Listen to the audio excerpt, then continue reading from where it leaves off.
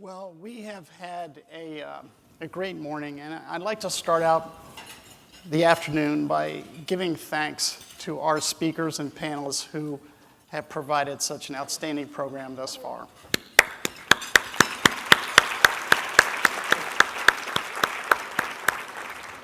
Another quick housekeeping note. I think just about at every table there's this really nice centerpiece of jelly beans.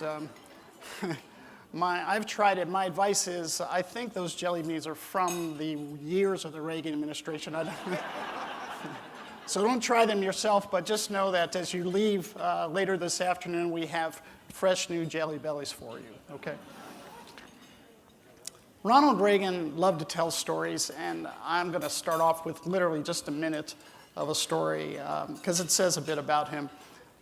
He told a story about a fellow by the name of Charles Dewey, and Charles was the commissioner of patents under President McKinley. Mr. Dewey apparently had a dedication to economy and government, perhaps too much of a dedication. In 1899, he recommended that President McKinley close down the patent office for good. His reason, quote, "Everything that can be invented has been invented," he said.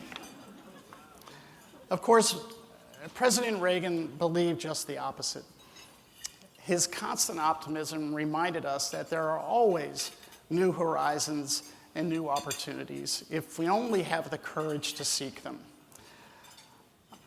So while we're on the subject of courage and optimism, as special guests for our luncheon today, we have two incredibly courageous leaders who spend every day thinking about national education policy, Senators Lamar Alexander and Patty Murray. Yeah.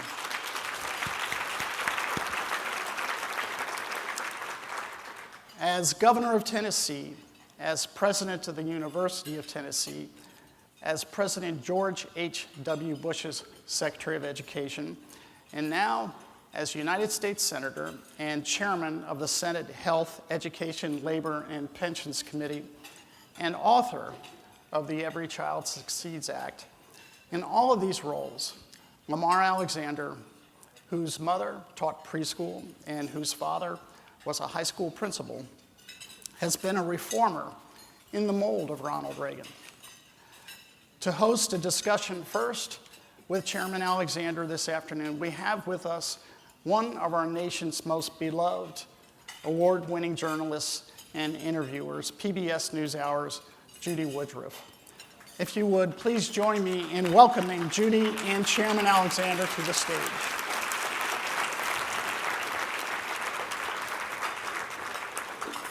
Thank you, Judy. Appreciate it. Thank you, Mr. Chairman.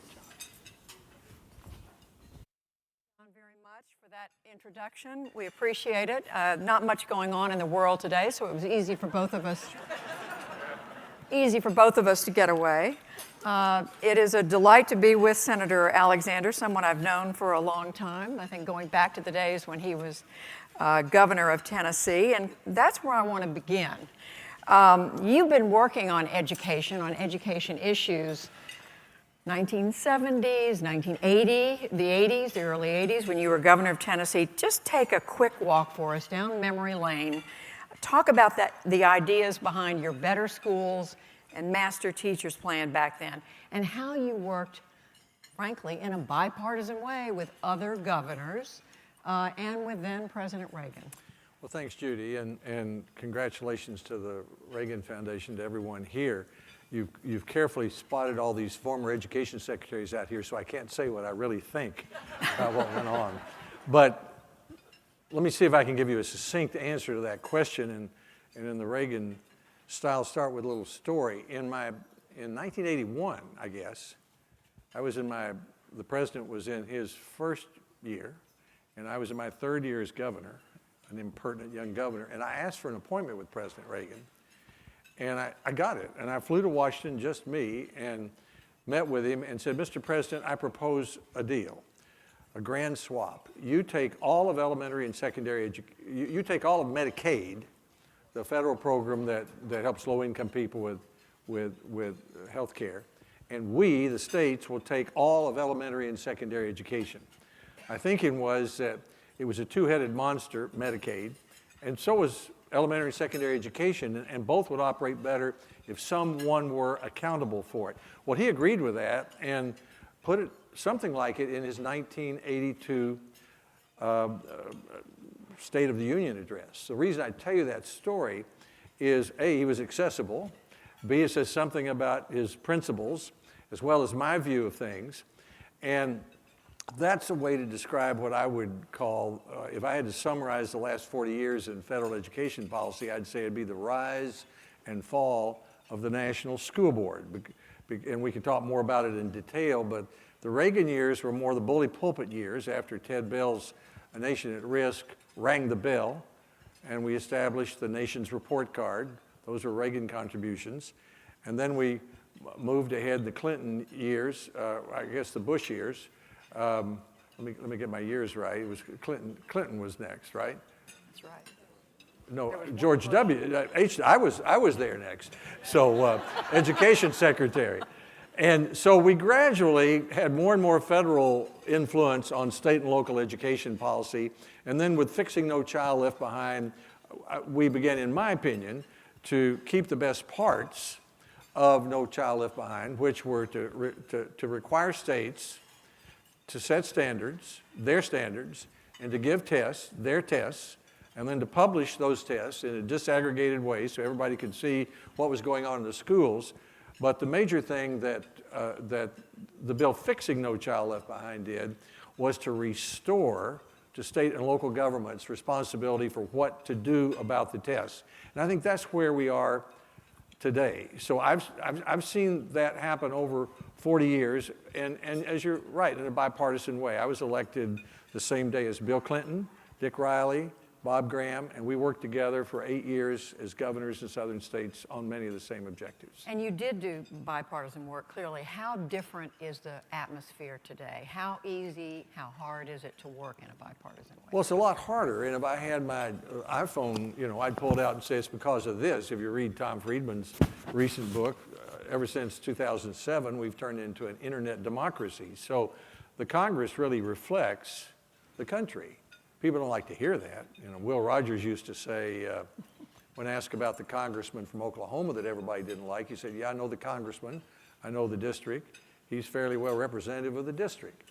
And the Congress that has a 13% approval rating is fairly well representative of the country right now in terms of how fractured it is, making it more difficult to work on a bipartisan way. But on Fixing No Child Left Behind, Senator Murray and I were able to do that in a committee that was really as diverse as you could find in the United States Senate. So it's harder. So 2015, Essa, the Every Student Succeeds Act, is passed. A lot of work goes into that. Today, there's a debate about the implementation of it. You know what some of the criticisms are, that there isn't enough recognition of bringing up students who come from disadvantaged backgrounds, and there are other arguments at play. Where do you see the implementation of it right now? I think the implementation of it is fine. I disagree with Senator Murray and those who are criticizing the department. The whole point of Essa, Fixing No Child Left Behind, was to restore to states the responsibility for deciding what to do about the results of tests. And there is a tremendous argument that involves Republicans as well as Democrats over how much well-meaning people in the U.S. Department of Education should or have the capacity to be involved in setting standards, curriculum, evaluations, what's an adequate teacher, all these things for 100,000 public schools. Some of the Democrats are saying that they don't believe that Secretary DeVos is correctly applying the law as it applies to the requirements for identifying the 5% of schools that are, the states have to identify the 5% of schools that are underperforming or the groups that are underperforming. I've reviewed that very carefully with the lawyers. I think they're talking about a law that didn't pass. They would have liked to have passed a law and regulations that had much more federal control of what schools do, about fixing schools and identifying schools, but that's not in the law. So it's not a debate with me. I think she's done a good job in improving plans.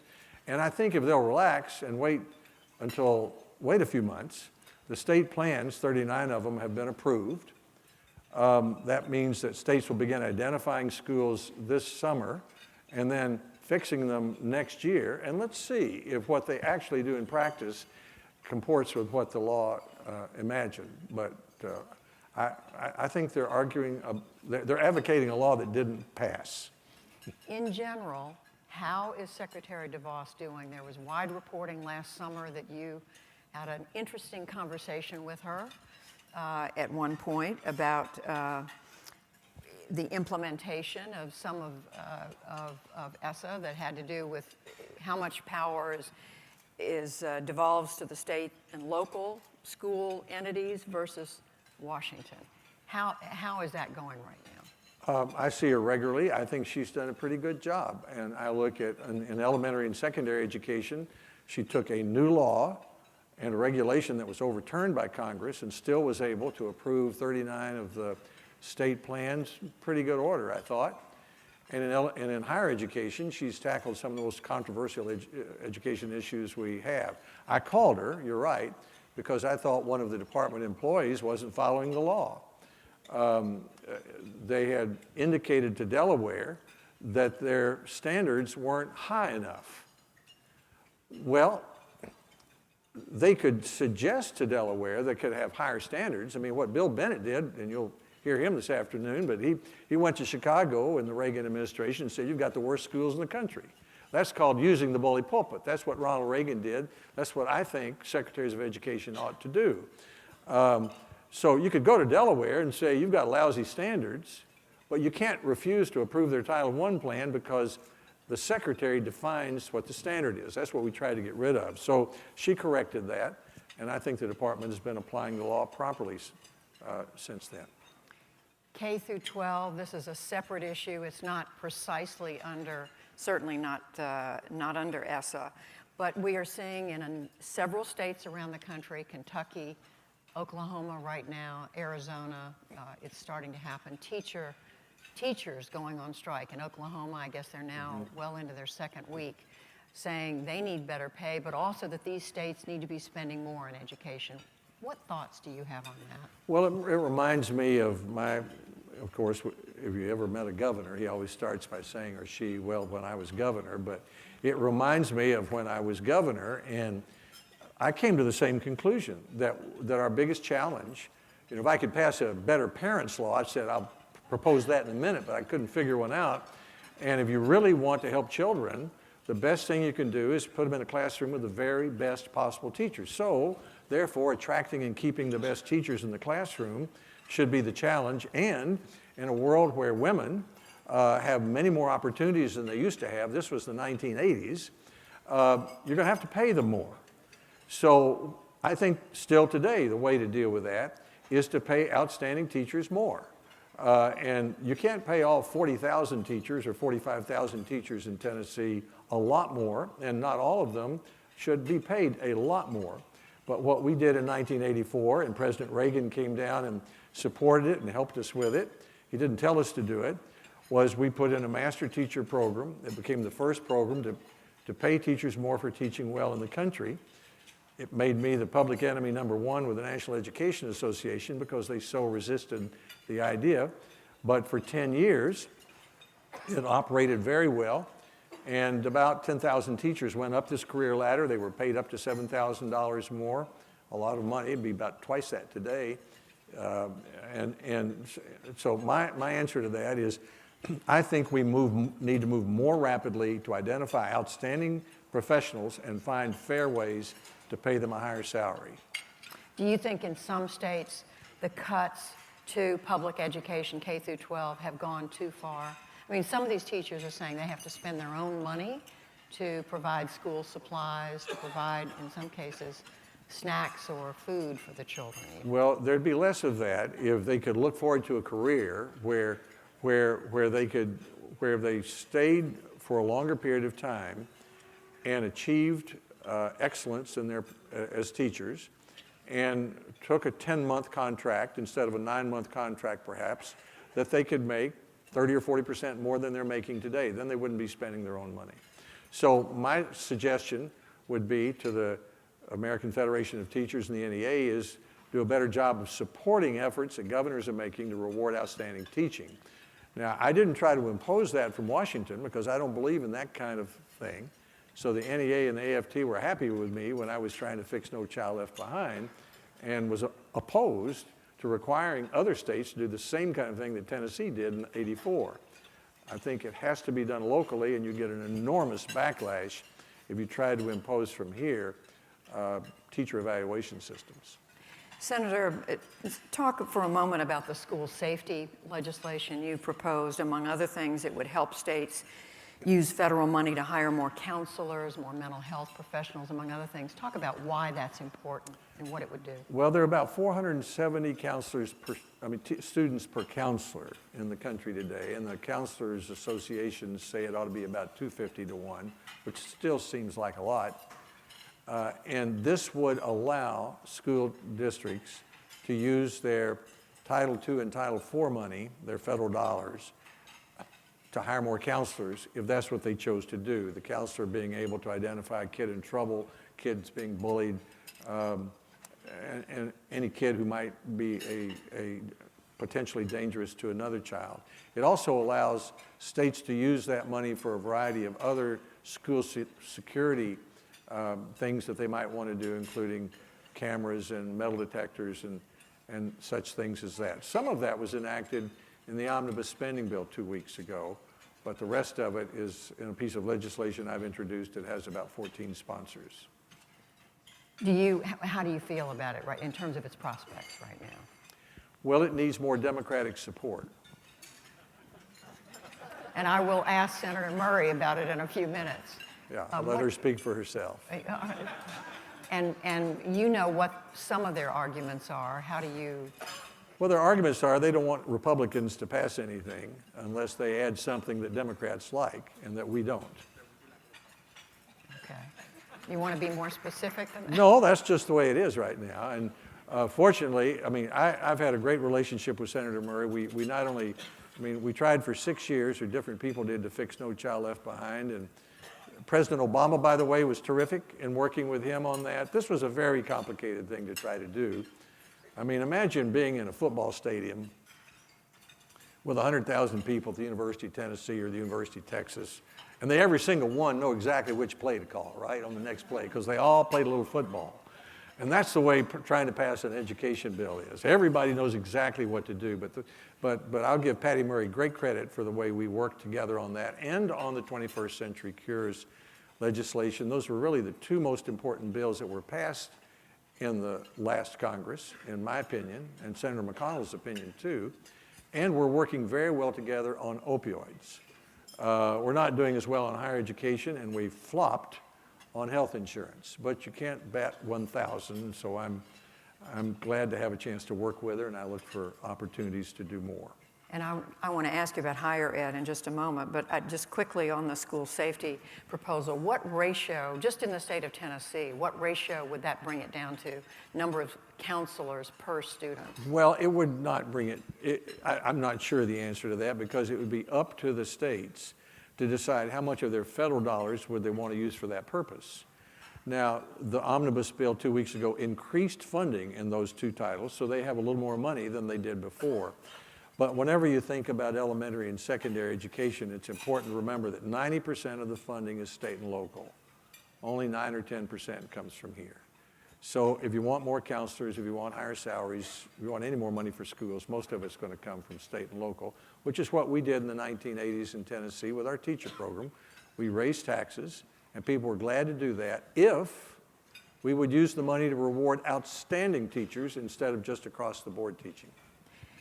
Again, before I move to higher ed, I ran into somebody as I was coming in just now who's deeply involved in the issue of civic education, Ted McConnell, who's sitting way over there. He insisted that I ask you a question, you and Senator Murray. How important is it that we see there is civic education taught in more of our public schools today? Well, if I were king, I'd order it, but I'm not. My first speech on the floor of the Senate, we call those our maiden address, was about the importance of teaching United States history in our schools so our children can grow up learning what it means to be an American. Margaret Spelling, Secretary Spellings, who is here, helped me with that. It was a modest bill, and we funded it properly and got it done. Here's the reason it's important. I was at a meeting one time when I was governor, and all these educators, plus me, and the Monk Malloy, who was president of Notre Dame, asked the question, what's the purpose of a public school? And there was a silence. You would think everybody would have an immediate answer for that. Until Albert Shanker, the head of the American Federation of Teachers, said, the purpose of a public school is to teach immigrant children reading, writing, and arithmetic, and what it means to be an American. I mean, if you think about it, you wouldn't need public schools unless some part of that was about what it means to be an American, why we have a president and 2 other bodies, why we have a Supreme Court, why they have life terms, why do we require 60 votes in the House as a majoritarian institution. We have to talk about that, and what it means to be an American is an essential part of being an American, because our country is based on an idea. You can't really become Japanese, you can't become many other things, but anybody can become an American if they pledge allegiance, learn our Constitution, our Declaration, and say that they believe in what the ideas of America are. And if you don't learn those ideas, how can you be an American? So that's the job of our public schools, and that's why civic education is crucial. I'm sorry to leave only a couple of minutes for higher education because it's incredibly important, but you said yourself a moment ago there's still not agreement on the Higher Education Act. Talk about what those disagreements are and what you see the prospects. It's often 2 things usually are, one is over money and one is over federalism. I mean, basically Democrats want to do more from here and spend more money, and Republicans want to decentralize, simplify, and that's where the fundamental arguments are. One thing we can do, I think, and I brought it, some of you may know what this is. This is the FAFSA. 20 million families fill this out every year. If you want a federal loan or a federal grant to go to college, and we have nearly 30 million in grants and 92 million new in loans, you have to fill this out. Then you have to fill it out the next year. Then you have to fill it out the next year. It has 108 questions. You can do it online. Most people do.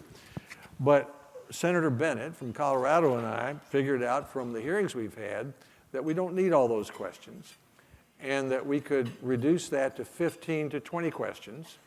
So we've set about simplifying the application process for federal aid. The importance of that is if a low-income person in Tennessee, let's say Memphis, takes this home to grandma and says, if I fill this out, I can go to college, she may say, I don't want to fill that out, or I don't know how to fill that out, or I'm intimidated by that. And then that young person, who may be the very person we hope would take advantage of our free tuition for 2 years in college program, won't be able to go. So that's one thing that we can do, and I think we will do. It's bipartisan.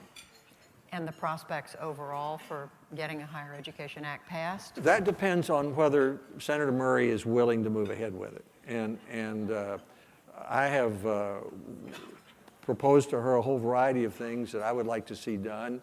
Today, we're working pretty hard on opioids together. As I said, we're doing very well on that. We spent a lot of time on health insurance. We didn't do very well on that. So we'll see whether there's enough time left to bite off that big bite this year. So even though it's April, it's still not clear? It's still not clear, and I'll have to sit down with her at the end of the month and see where we want to go. So, but we've had a number of bipartisan hearings. Our focus is on simplifying applications for student aid, simplifying the loan repayment programs. There are 9 of them. There needs to be only 2. We have a set of recommendations from college presidents about simplifying the administration of campuses, getting rid of what they call the jungle of red tape. We'd like to encourage what we call competency-based education, where if you arrive knowing this much and you learn it in 14 months, you get your certificate or your degree and you go on out into the workforce rather than just spend the next 2 years sitting in a seat, even though you already have learned what you need to learn. And we'd like to deal with helping students not borrow more than they should. The average student loan's only about $30,000 for a graduate. That's the size of the average car loan. That ought to be a pretty good investment. But some students borrow more than they should. They have trouble paying it back. And we want to make it easy for them to know what they're borrowing, to know what they can get for free and don't have to pay back. Put it all on that iPhone device that's causing so many problems, and maybe that's something that it could help students with. Just finally, quickly, Senator, what words would you want to leave with this audience in terms of your thought about the future of education in the United States? Well, it's never been any more important. The difference, I've always thought there's a difference between national and federal. National is an issue of importance to the country. Education is clearly maybe the #1 issue, at least #2 with national defense up there. Federal means that you do most of it from Washington. I think this is a national issue, but not mostly a federal issue. I think if you really want to get schools better, you do it community by community, state by state, school board by school board, family by family. We've now got, I think, a pretty good balance of making report cards available for all of our schools. 100,000 public schools have to let you know how the kids are doing. But if you want that school to be better, you're going to have to do it yourself. Somebody in that community, some teacher in the classroom, some parent at home. Don't be looking to Washington for that to happen. Make your own school better. Senator Lamar Alexander, thank you. And we're going to... Thanks, Judy.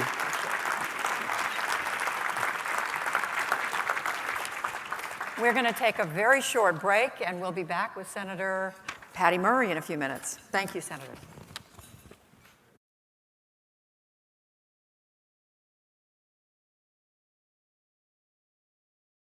Well, before I introduce our next conversation, I want to do, probably from a housekeeping perspective, the most important thing that we at the Foundation can do all day, and that is to take a moment to express thanks and gratitude to our sponsors for the RISE Summit. And first, I want to say thanks to the White House Historical Association, the Penn Hill Group, and the McCormick Foundation for their sponsorship, as well as to our Governor's Circle sponsor, the Walton Family Foundation. At the presidential patron level, our thought partners, Bill Hansen and the Strata Education Network. And finally, the founding sponsors whose support helped us launch this summit, Mr. Yif Tien and Dr. Lucy Chua. If you would, please join me in a round of applause for our sponsors. Thank you. On to our next special guest.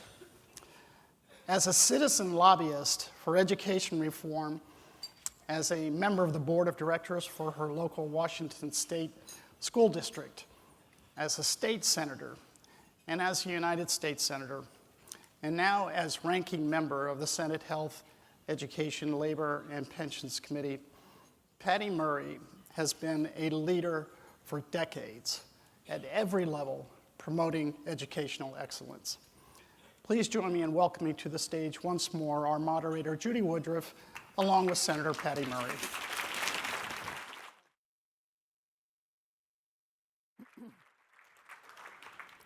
Thank you so much, Senator Murray. And I think you said you had just gotten here as we were just wrapping up with Senator Alexander. I want to start, let's just pick up with, frankly, something that I started with Senator Alexander, and that is, in general, whatever ability the two parties had to work together on the issue of education, a lot of other issues, has degenerated over time. Why do you think that is? How does that affect your ability then and now to deal with some of these issues broadly?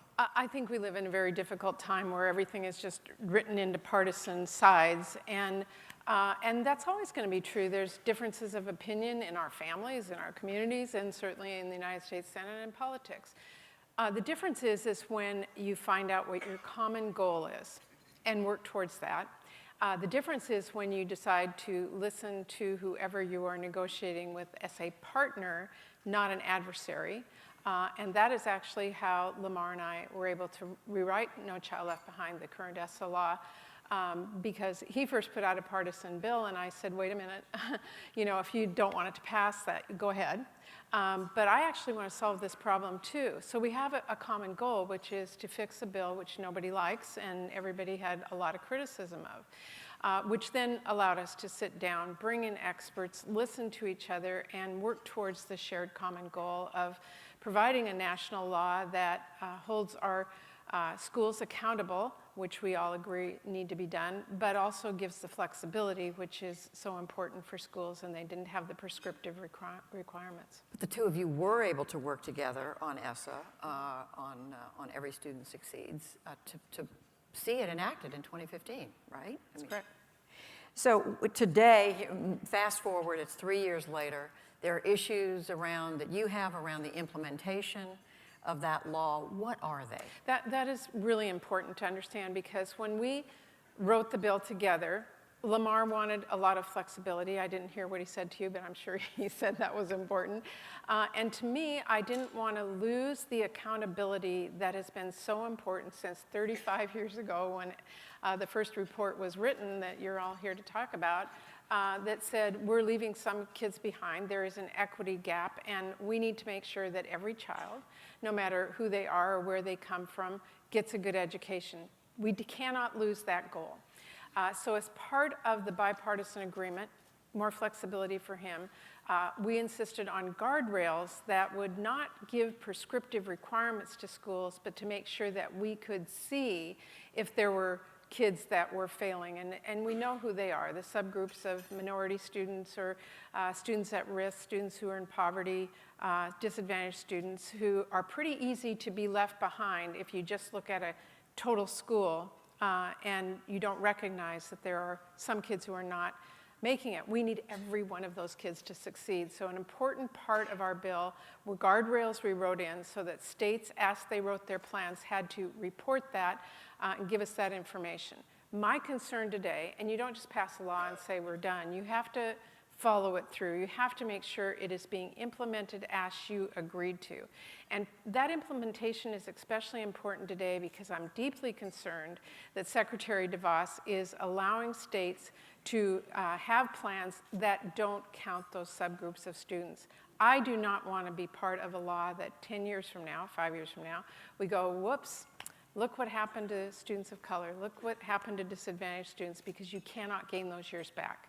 It is extremely important that it is implemented as we wrote, and I'm holding her accountable to that.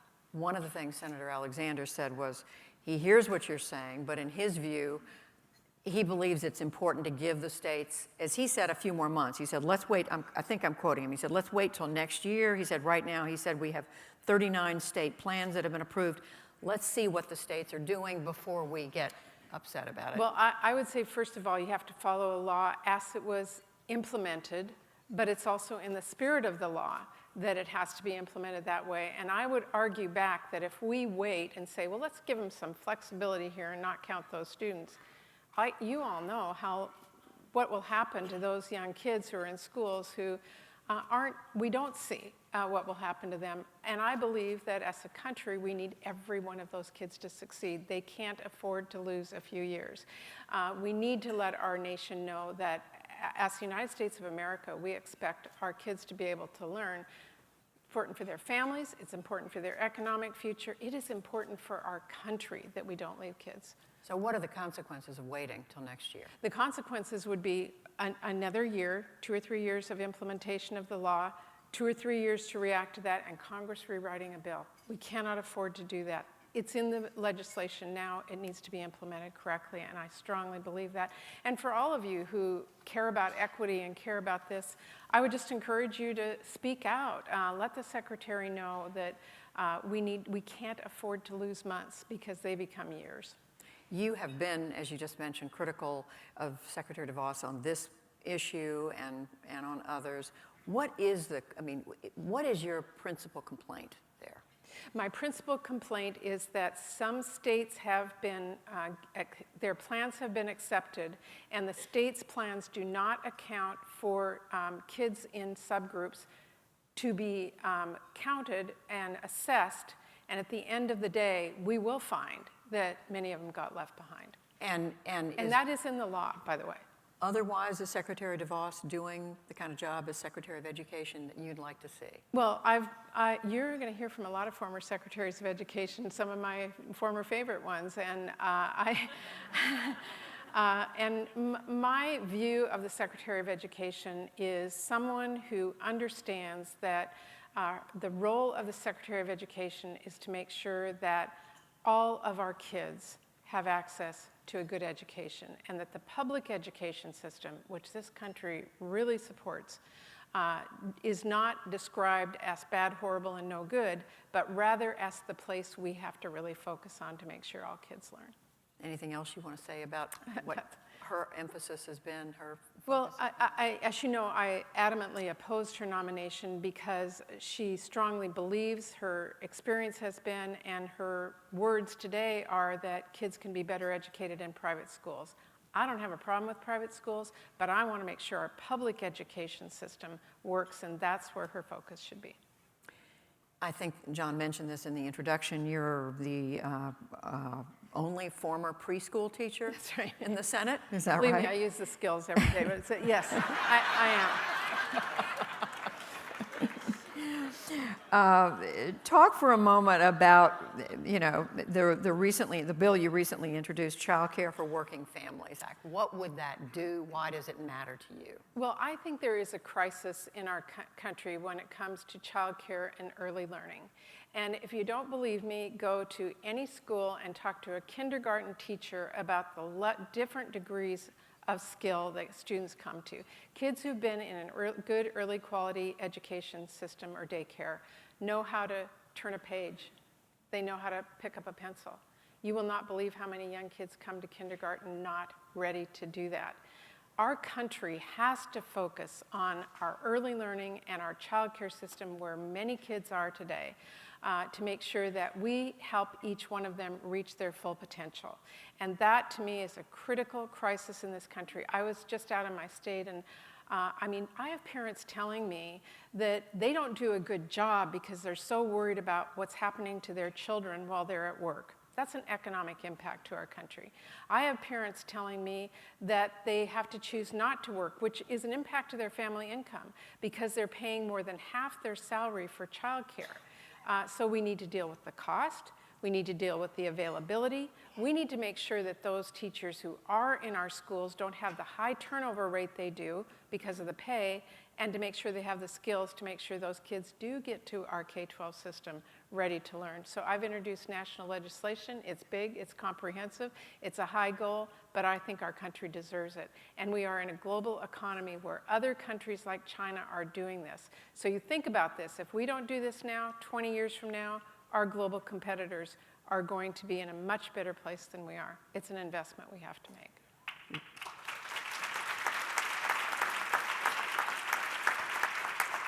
Senator, what's the cost of it? What's the price tag? And what do you think the real political prospects for it are? So we don't have a CBO score yet. We have looked at the cost of it. It's costly. It's $6 billion. But I will tell you, our economy will lose that much if we don't start this investment now. One of the things we do in it is guarantee that no family pays more than 7% of their income for childcare. So that is a costly investment. But what it does is assures those kids are in a good quality system. So, you pay now or you pay later. What chance do I have of getting this done? I've been told so many times there's no way you can do this, and then, we're able to do this. And I think the reaction I have seen across the country in support of this is overwhelming. Our country is losing out, and people believe in goals, and they believe that every child in this country, just like we believe every child should be able to get a good quality education, but this country should say we believe that every child should be in a safe, well-cared for educational facility when their parents are at work. You mentioned SAFE. I left K through 12 before I asked you about the legislation Senator Alexander's introduced around safe schools. What's your view of that? I think it's absolutely a critical discussion. Actually, Title IV allows funding for much of what he has already proposed, so I don't have a problem with that. I just want to make sure that we fund adequately so we're not robbing from critical needs in our schools in order to fund it. You mean for the mental health counselors? For the mental health counselors, correct. But it's not the only step we should be taking. And, and go ahead. I feel very strongly about that. But in terms of his legislation, you're supportive of it? I'm not fighting him on the legislation. I'll be clear about that. I think it's great if we can have federal funds that help support getting counselors in schools. That is no argument. But I don't want that money taken away from other things under the title that are so important for our schools today. I used to be a school board member. Believe me, I know how every one of those dollars is spent. So that's an important part. Higher ed, you are working, all of you are working in the field of education on this Higher Education Act. Among other things, Senator Alexander said, you are a Let me guess, he said FAFSA form. He said, Senator Murray, if she decides that this will happen, it'll happen. He, in other words, put a lot of the responsibility on you. Explain from your perspective. Well, great. I love that because if he wants to do that, I have a lot of ideas. Look, I think Lamar and I have worked together on a lot of pieces of legislation, and surely the higher education reauthorization is critical for our country today. He makes a very compelling argument on FAFSA. I don't have an argument on that. But I also think if as a country we are going to look at our higher education system today, it needs to be done comprehensively because we have some real issues in access today, just as in K-12 where I just talked about we can't leave kids behind. We need to make sure in our higher education system that lower income students who, the cost of college, whether it's minorities, get equitable education and know about that. So access and accountability, affordability are all issues we need to grapple with. They're not easy, but we've got to have them all on the table in order to pass higher education reauthorization. We would be losing an opportunity if we simply take care of the FAFSA form and don't deal with the dramatic issues in our country about access and affordability at the same time. Well, just boil it down. What are the one or two, three of the issues where there are significant differences between you? I think affordability is a key issue. I talk to too many young kids today who decide in 7th grade they're never going to go to college. That's horrendous in our country, that a child decides that because they just don't know how they're going to afford it. I talked to a student a few months back who'd been accepted at one of our highest amazing institutions in this country, and she said to me, I'm going to have to work at McDonald's. I don't know that I can go because of the cost. So we have to deal with how much student loans students are taking today, the cost of colleges themselves. And I have to tell you, students need to have accountability. And I know that's a tough word and who decides and all those surrounding issues. But if you put that much money into your higher education, you better know that you're going to get something when you get out. And I again, just listening anecdotally, I had a young woman tell me a few weeks ago that she had a $130,000 loan and never finished college. And I'm like, wow, how did you do that? Well, okay, so where is the upfront system that really makes sure students are making good decisions about their career choices and how they get through college and how they pay for it, and at the end of the day, they'll be able to afford that past. That is draining our country right now, and we need to deal with that. Everything I've read suggests it's going to be difficult to get that reauthorization done this year. Senator Alexander said he hoped to talk to you about it at the end of the month, but it looks tough with the congressional calendar. What do you think? I think the congressional calendar makes it extremely difficult. We don't have that much time left, and as you know, once you get towards elections, everybody wants to wait to see who's in charge next year for part of it. But I think the issues are very complex, and we have not had an opportunity on our committee to really dive into some of those key issues.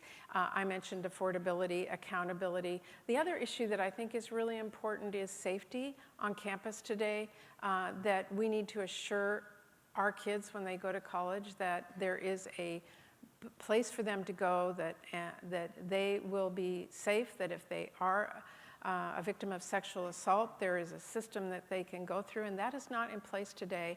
And you asked me about Secretary DeVos. They have rolled back a number of the policies on that, and I think we have an obligation as a country to step up to that issue. Well, but if this reauthorization doesn't happen, if there's disagreement between Democrats and the department and perhaps Republicans on these issues, how do you move ahead? I mean, the same way we did with No Child Left Behind. We step back and say, what do we agree on the goal is here? The goal is higher education has to be affordable and accessible, and we need to look at what the barriers are today. There will be some we won't agree on and take those off the table, but we need to address some of these issues. And I think there is room to do that. I really do. What's the cost of not getting the Higher Ed Act reauthorized this year? Well, I think as a country, what I think just pragmatically the most important thing is today is I would like to say to families today that we are addressing the issues that are barriers to them to the success of their family. There isn't a parent in this country who doesn't want their child to succeed and doesn't want to know that they can be able to go and be the best they can be with the best education possible. We can't today look at families and say we can guarantee that. I think we have to be able to do that, and there's a lot of things we can do. There's some we won't be able to do, but let's make the steps in the right direction, and I think we can do that, and we should do that. Finally, Senator Murray, I want to ask you the same thing I asked Senator Alexander at the end, and that is, what message do you want to leave this audience with in terms of your thoughts about education in this country, how strong it's going to be or not, given all of these disagreements over how to move forward? I think we have come a long ways in 35 years. I think that's important to note. We still have a long ways to go because our country can never give up on the basic principle that we are as strong as how we take care of our young people and educate them and give them the skills that they need. And we can never stop working on that. And there'll always be political divides, there'll always be difference of opinions, there's always tough choices about accountability and how we assess that and what you do about it, but never give up on the goal because that's the future of our country and our world. Senator Patty Murray, thank you very much. Thank you. Appreciate it. Thank you very much. Thank you. Thank you, Senator, great to see you. Thank you so much.